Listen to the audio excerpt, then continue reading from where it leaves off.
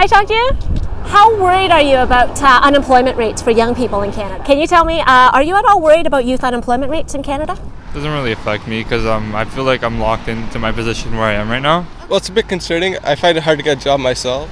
Kind of worried because I know that when I get out of school, jobs are going to be hard to find. About 16% of Canadian youth are unemployed. What does this mean for our current and future economy? What does it mean for the youth involved? What can we do about it?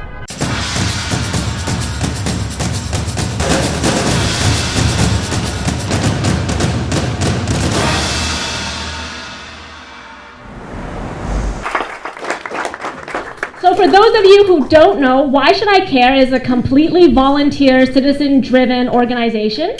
And our raison d'etre is to help promote dialogue about political issues. I know Canadians, we're very polite people. We're not supposed to talk about religion and politics, and that's because people are saying nasty things about each other. We feel that if you're talking about the issues, that's how we get education and that's how we get better public policy.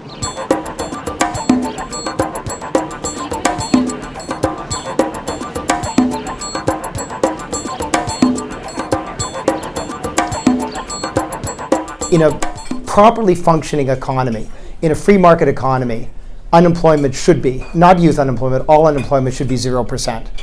Unemployment is not 0%. The reason is that we don't have an economy that functions like a free competitive economy.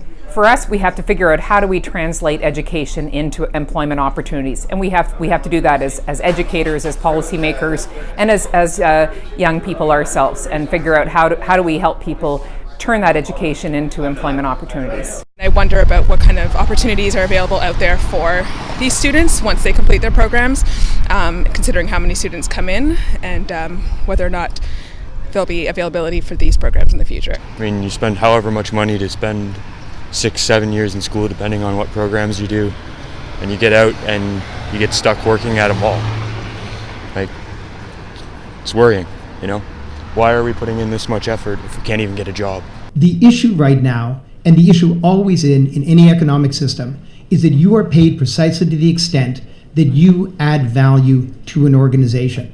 Young people, given they have limited skill sets, are not as able to do that. And we're seeing this, by the way, play out right now. There's this explosion in employment in the age group from 55 to 65, where the unemployment rate is extremely low. And those jobs and that work is being taken away from kids in the ages of, for example, 15 to 19.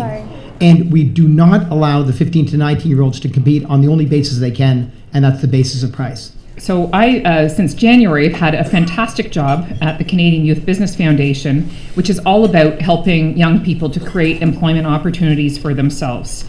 And we've helped over 5,600 Canadians, 18 to 39, launch new businesses across Canada by giving them access to business coaching, loans, fantastic mentors, and then access to networks and other supports to keep them going. These businesses look like Canadian business. About 98% of them are mainstream. They're physiotherapists, they're restaurants, they're hair salons.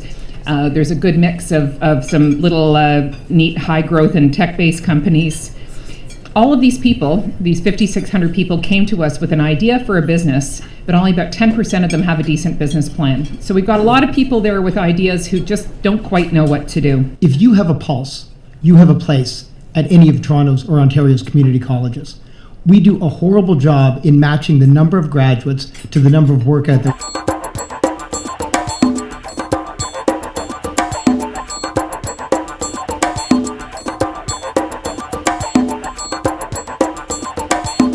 Julia, what kind of policies do you think will help young people find and retain gainful employment? As a starting point, I think it would be terrific to have entrepreneurship built into our education from kindergarten on. I think it would be terrific to have governments providing the technology and resources and access to mentors through organizations like mine and others to help young people prepare for the job opportunities of the future. And I think we need to have governments and business thinking about how do we bring young people into employment opportunities in as entrepreneurs without putting up barriers and perhaps going out of our way to bring them in sooner rather than later. If we had really functioning markets, how our employment would be far higher and our education system would be far better. Teachers should compete for wages and for work just in the same way that my dry cleaner has to? Why don't we have a system where the school board can say, you tell me how much you need to teach English this year?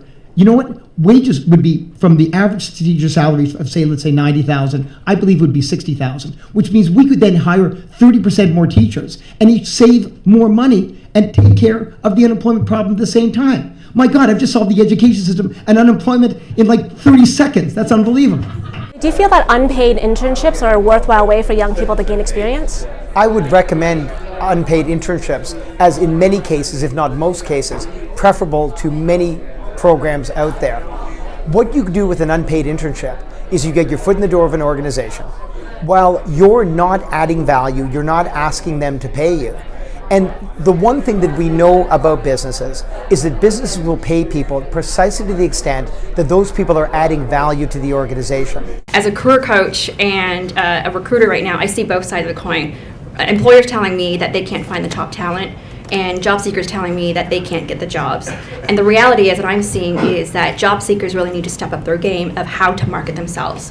Over 90% of the resumes I see suck. Like, they need to really differentiate themselves. So part of it, I think, is that the job seekers need to also invest in themselves and what it takes to get into a top company. Employers also need to step up to educate people on what they're looking for as well. From a university's perspective, but I say it all the time, how much do you think unions are distorting the free market? There is no question that the unionization, and I would say specifically in the public sector, leads to inflated wages.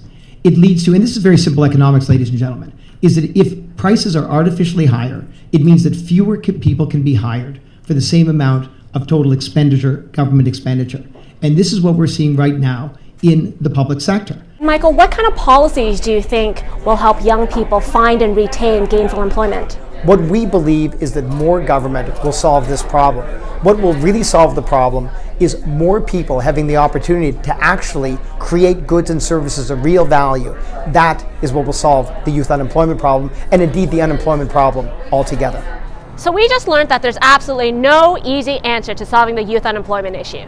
A good place to start, though, is to make sure that our educators understand that they need to do a better job of aligning supply and demand of the degrees that they award. If you have a good topic suggestion for us for future discussion, please make sure to tweet us at WSIC_Canada or send us an email at salon@whyshouldiCare.ca. We'll see you soon.